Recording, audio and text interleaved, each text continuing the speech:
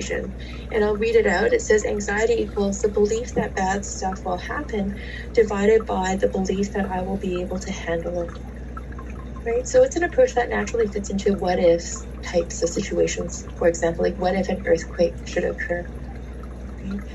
And in a nutshell, sometimes I use for myself like a shorthand way of describing exactly the same thing that I'll put into the chat box there, which is that anxiety equals the likelihood of a threat divided by our coping ability.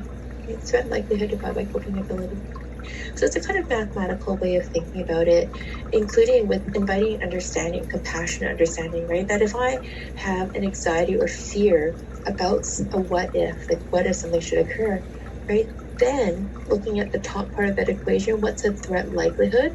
The higher the probability of that occurring, of course, that would increase my anxiety, right? Same with the denominator, the less belief that I have in my ability to cope if that were to happen, right? That would be understandable, that it would feel more anxiety with the less preparedness I felt, right? So tying that into the investigating risk smoothing part of this chapter, we can see that we can shift the balance of that equation. We can shift how much anxiety we experience in either one of two ways, right? We can look at the top, the numerator. We can look into what's the actual statistics of an earthquake happening. Maybe in doing so, we find out that the statistics are less than what we had been thinking, right? So maybe that decreases the anxiety a bit. Recognizing it's also possible that because a person might live in a geographic area where the risk cannot be zero, then simply the existence that could happen might be quite triggering or prompting, right?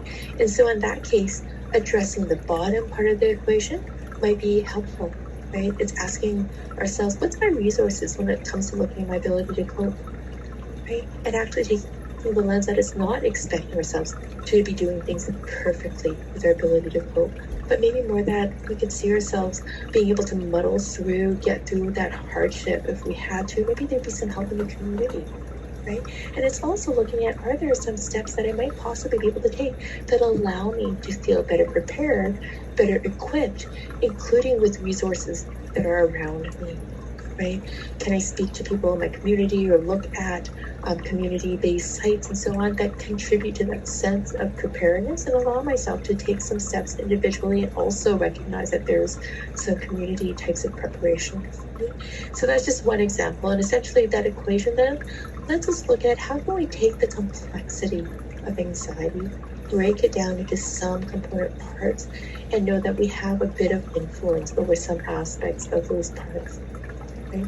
And then drawing into the math part of things, right, that bottom part of the equation, we all have within ourselves the ability to cope and cultivate coping, right? The nice part of the math that overlaps with this, right, is just simply recognizing, I mean, this is not a math course, right, but it's just recognizing that the bottom part of that equation can never mathematically be zero, right? You try and divide something by zero, plug it into the calculator, divide anything by zero, it shows up as an error, right? And so beyond the math, it's just recognizing the bottom part of the equation is not zero for us either, right? We've all coped with challenges.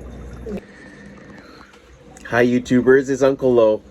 Good to see you guys, and hopefully you guys took away a little bit from that excerpt about the anxiety equation, and try to think a little bit more deep. When I first heard this, I thought either this is so simple I just don't get it at all, or it's so abstract that I need to investigate further. And I'm lucky I took the second path, because really there's a lot of things that I found, and I'm going to review some of my notes here just to kind of share with you when I heard this excerpt and part of this course here. It really resonated with me after, right? It was in self-reflection, and generally things are where it made a lot more sense. So hopefully you guys enjoy this. I'll make this as brief as possible at the end so that we can keep this under a under 10-minute clip, okay? So you guys' attention span does not need to change.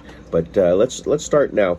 But the anxiety equation was really cool for me. Like I said, there was a lot of thoughts associated with the feelings of anxiety, right? You always talk about the feelings and the nervousness of fear, a useful tool. We didn't have really a useful tool. It's just like, hey, look, cope with those feelings. Let's pause. Let's breathe. And sometimes being a kind of sequential or a logical thinking person, we want kind of a systematic way of approaching with things. And this was really cool to hear about an equation. The skill is based on the fact that anxiety often arises from exaggerating the danger and underestimating our ability to cope, right? The equation is simply the bad shit. We believe that bad shit will happen over the belief that we'll be able to handle it, right? That's anxiety. In autopilot, or what I call autocruise at times, is we tend to catastrophize or jump to conclusions about potential dangers, which leads to a large value on the top of the equation, and consequently to a high level of anxiety. We also tend to ignore or underestimate our resources and ability to cope, which leads to a small value on the bottom of the equation, which leads to higher anxiety. When we investigate and we seek to shift the equation in order to minimize the fear, which is the top, which is the belief that bad things will happen, and to maximize the bottom, which is our coping thoughts and our belief that we're able to handle it, which one would you focus on first? And that's where I really had to challenge myself is, am I spending more time thinking that bad things will happen before they even happen? Am I so smart to kind of fill in the gaps and have the stories ready and maybe not even have all the facts, but have the experience to say, oh, you know what, it'll likely happen that way? Take a pause that we probably all do that to some effect. So break it down, stick with the facts. Does it sound realistic? Did you notice yourself or envisioning and magnifying the fears? If you do, just take a pause, right? And to maximize the bottom, it was very good to hear the speaker talk a little bit about, we have the resources to cope with things. In math, the simple thing is if you divide things by 0 in your calculator, it gives you an error. And the reason why it does that is because you need to put a value in there. And maybe the simple part of anxiety equation is we need to put a value in there. So I'll share in future installments here on what kind of coping skills we can use to make this equation shift. But everything that we're learning today is just a little bit about self-awareness about yourself, self-awareness about what are certain things that I'm trying to muddle through. Why are these feelings being enhanced? And maybe it's just stick with science a little bit, right? And play around with the facts of the facts. But anyways, I don't want to kind of ramble on. I can ramble all day and I can share a little about future installments, but I really want you guys, hopefully it resonates with you, some of these conversations. I know with me, I'm just trying to help everyone extend one more conversation, just have a little bit better understanding about yourself, some self-awareness on some tools on that can help you in the future.